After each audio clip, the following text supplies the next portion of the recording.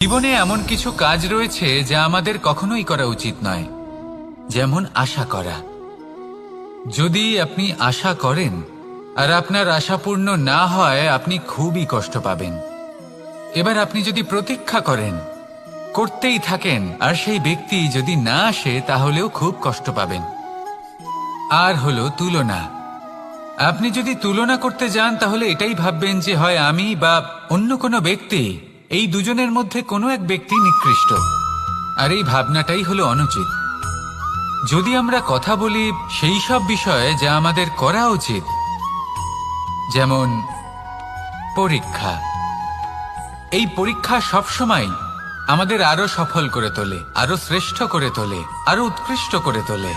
আসন্ন মহাসংগ্রামের জন্য আমাদের প্রস্তুত করে তোলে এই পরীক্ষা। তাই এই পরীক্ষার থেকে কখনোই পালাবেন না, এর সম্মুখীন হন। আর হলো কর্ম।